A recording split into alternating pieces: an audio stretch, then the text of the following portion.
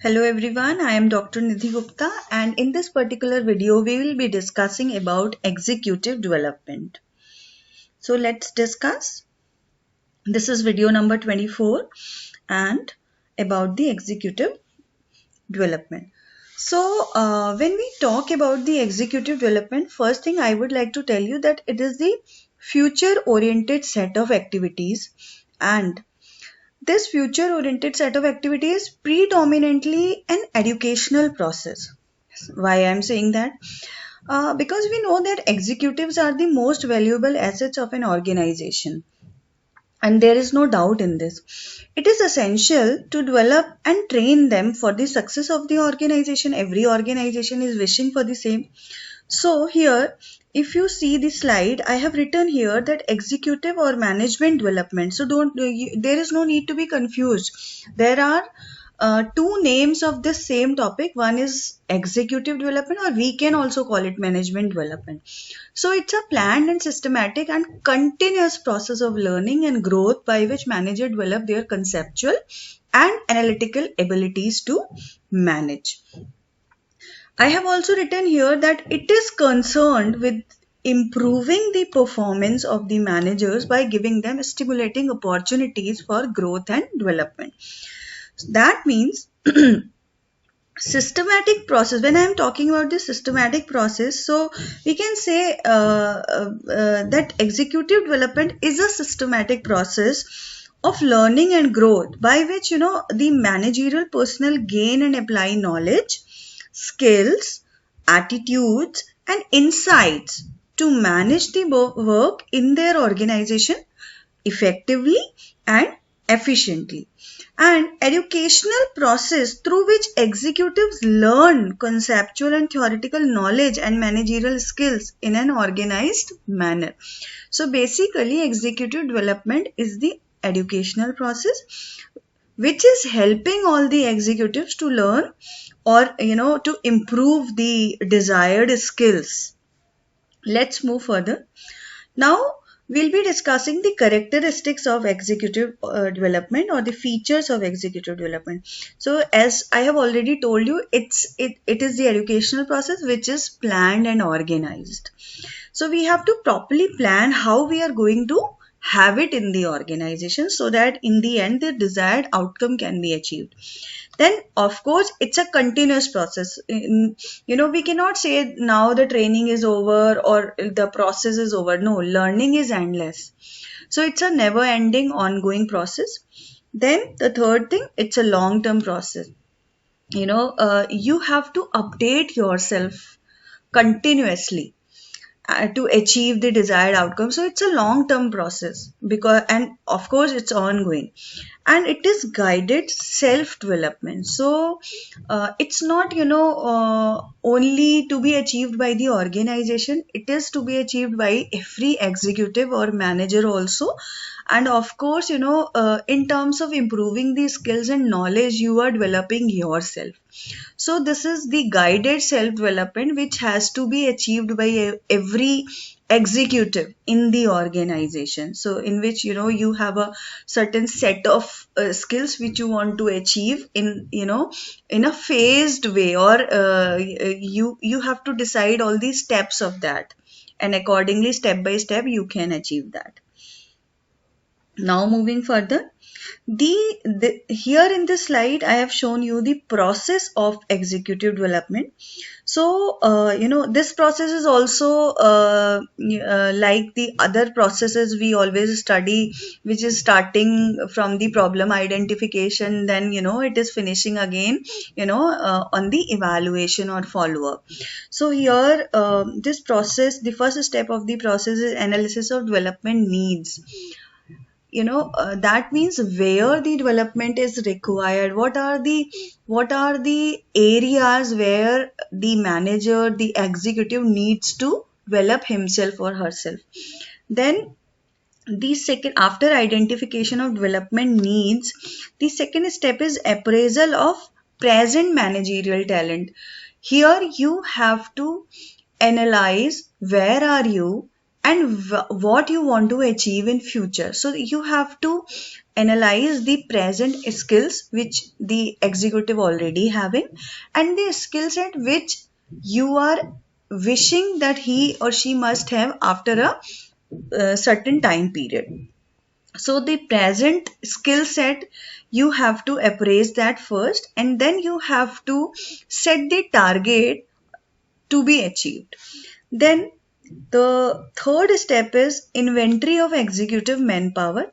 Here you need to collect all the information about all the executives of the organization, like their qualification, their skills, their strength areas, their expertise, their weaknesses. What is the purpose of creating this kind of inventory? Like any time, any kind of vacancy you are having, any kind of a specialist skill you are requiring in your organization, so this data, this inventory of executive manpower will be a boon for you that time. It will be telling you that your organization's current manpower is having that particular skill set or not. Then the next step in executive development is planning individual development programs. So here the programs which you are developing for your executives, they can be customized, they can be tailor made, they can be unique as per the need of the particular individual. Like, okay, I am lacking in a particular skill, might be stress management I require, might be I need to control my anger, I need to control my emotions, or a particular technical skill I need, which others executive do not require as per their forte. So organization may plan to develop me only in that particular skill. So the organization has to plan, because every plan cannot be applicable to all, so it has to be unique. Then the next step is establishing training and development program as per the need, as per the current set of talent, as per the inventory we are having. So we can plan what kind of training and development programs we are requiring, and we can establish them and execute them also. And of course the last step is evaluating development programs, like the money you have invested on the training and development, the time and effort with whatever we have spent on this. So what is the outcome? We will be assessing the outcome and the effectiveness of this development program as in the last step. So this is the total process of executive development. I hope this is understood. So let's move further. Now we'll be discussing the methods to have the executive development in the organization. So first method is very clear and very common, easy method, that is job rotation. Here you are rotating or moving employees to various positions in the organization. What is the purpose behind this? We just want to expand their skills, knowledge, abilities. Also, we wish them to understand the problems of other people, so if they are working in one department and through job rotation they are also working in another department, so they come to know what kind of actual problem the other department is having. So the empathy is also being developed here. Then the second step is assistant to position. It is allowing employees with potential to work under and be coached by successful managers. So actually organization does it in the when they are planning the succession planning. So they usually put one employee under the senior one to get the coaching, desired coaching. So one day he or she can replace that person easily. Then the third method is committee assignment. So committee assignment provide opportunities for decision making. It is learning by watching others, and it is becoming more familiar with organizational members and problems.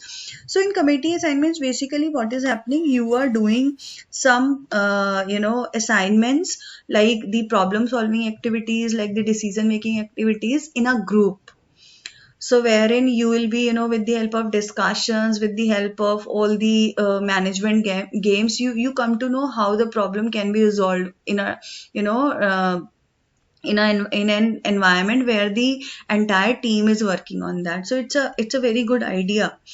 And then the fourth method is lecture. Of course, as we have, more or less we have discussed all these things in training and development method. So these are the courses and seminars benefit from today's technology and are often offered in a distance learning format, because when you are away from the workplace, so and you are getting the off the job training, so you can easily get these lectures from the experts related to the skill which you are wishing to achieve. And if you are away, then in today's technology, and even due to this pandemic, we know that now distance does not matter, so everybody is connected with the help of technology, and we can easily have the experts opinion on something with the help of these lectures, online lectures. Then the next method is simulation. I have already taught you about vestibule method. So in this, simulation, we can also include case studies, decision games, and role plays. So they are also intended to improve decision making. Here you can, put a similar situation in front of the people, and then they need to make decisions about about the solutions of that problem. So it's a good idea to develop the analytical skills of one. Then the next method is outdoor training. Here, it typically involves challenges which teach trainees the importance of teamwork. So, of course, the teamwork, the team capacity, and the cohesiveness, the bonding in between the team members is very, very important nowadays for the organization. So outdoor training is always giving a positive is giving a very good opportunity to all to develop this team abilities, working in a team. Now the next one is sensitivity training. This is important. This is developed by Kurt Wynn, and it is also called T group training and laboratory training. What is the purpose? To give this sensitivity training to all. First purpose is to increase the self-awareness. Who am I?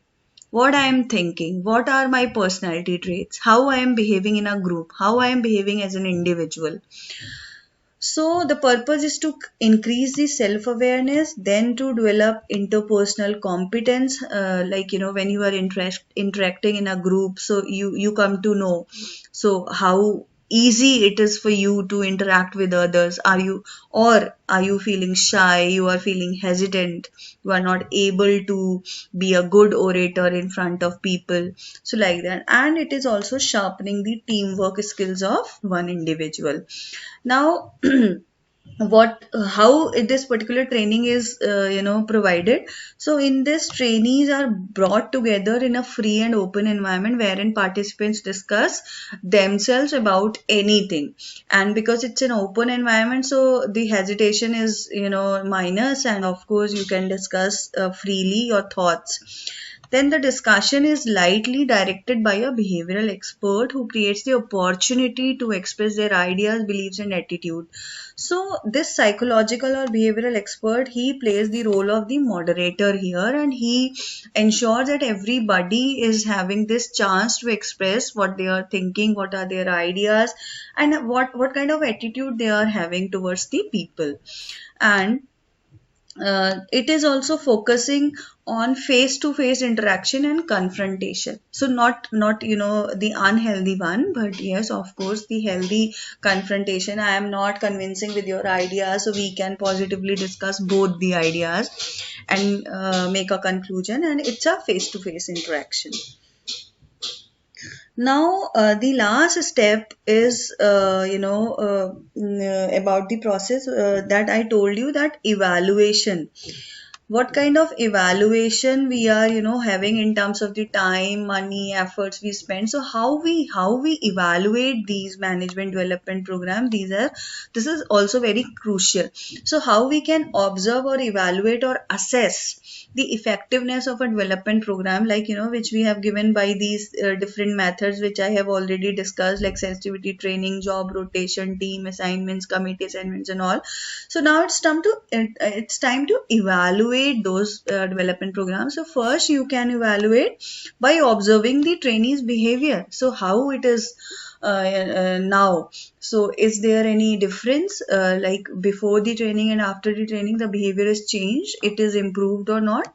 And then opinion survey, you can get this survey filled by the or by all the people who got such kind of training, or who have attended such development programs. So you can easily ask them, like the program was fruitful or not. Then you can have the detailed interview with them. Then you can take their test, and you can check that is the productivity improved or not. You can check the quality of their work also. It should be improved after the program, otherwise the program, the all the efforts go in vain. And then the cost, it should be reduced. Like the program, after attending the program, after developing a particular skill set, the cost effectiveness should be there. That means the cost should be minimized. So these kind of things we can, with the help of these, we can easily assess the development program, and the results can be evaluated in long run most of the times. So like when you are assessing one's behavior or attitude, so in a day or in a week, you cannot judge like the actual effect of development program on one's behavior or attitude. So at times it takes long. So this is all about the executive development from my side. I hope the topic is clear to you and you have understood the concept of executive development. So thank you so much.